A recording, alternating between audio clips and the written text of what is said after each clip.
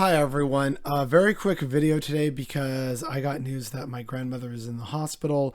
Don't really know what's happening. She's under observation and supposedly last update I got, she's going in for a CT scan. But I wanted to make a quick video on something that is relatively large news, and that is the Kellogg's boycott. Now, again, to make this really quick, I know people are thinking, great, I just got to walk past the Kellogg's brands in the cereal aisle and everything's fine, right?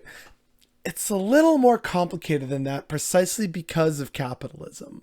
So if we want to show solidarity with basically nearly all of their workers voting to go on strike, which again, power to ya, but it goes well beyond some breakfast cereal. The Kellogg's empire is well and truly vast. If we want to be serious about showing solidarity with striking workers and just really sticking it to Kellogg's bottom line in the process, we then need to pretty much boycott, and there's probably even more on top of this, but just as some examples, All Brand, Apple Jacks, Austin, Bare Naked, Cars, Cheez-Its, Club, Corn Pops, Cracklin' Oat Brand, Crispix, Eggos, Fruit Loops, Frosted Mini Wheats, Garden Burger, Honey Smacks, Incognito, Joy Bowl, Jumbo Snacks, Kashi Foods, anything under that label. Frosted Flakes, they're apparently not so great. Cornflakes, Frozen Breakfast, Raisin Bran, Crave, Morningstar Farms,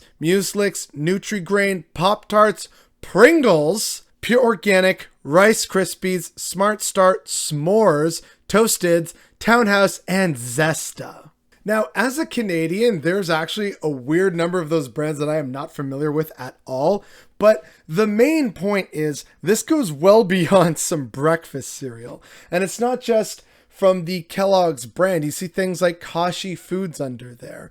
They've been bought by Kellogg's. So, and if you're someone who likes Pringles, which I mean, those things are tasty, but if you want to support the boycott, can't have that.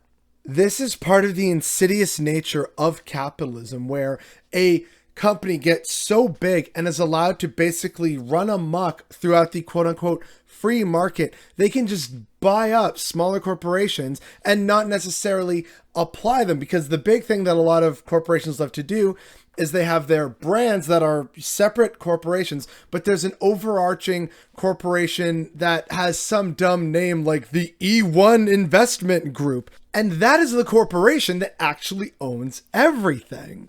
And so while we may think, okay, it says Kellogg's on it, go, put it down. It's far more complicated than that.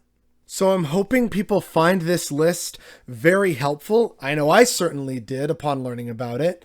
But it really shows just how massive the Kellogg's empire is and has been allowed to grow basically to this terrible point. And no doubt corporations hope that we remain ignorant to this so that we think, oh, I only need to boycott this brand, and then we happily buy other brands that they technically own. And so the people who have investments in this company are laughing all the way to the bank because, oh man, we're still making so much money. This is why it is so crucial to have a diverse investment portfolio. And so we need to be very careful and also very aware of all the different little pies that Kellogg's has their fingers in, because only by boycotting all of these can we truly send a really strong message. But unfortunately, many of us aren't even aware of some of these brands. And again, I'm part of this. I wasn't aware that Kellogg's owned like 5 or so of these brands until making this video. That's a problem, and it needs to be addressed, and it is definitely what's bothering me today.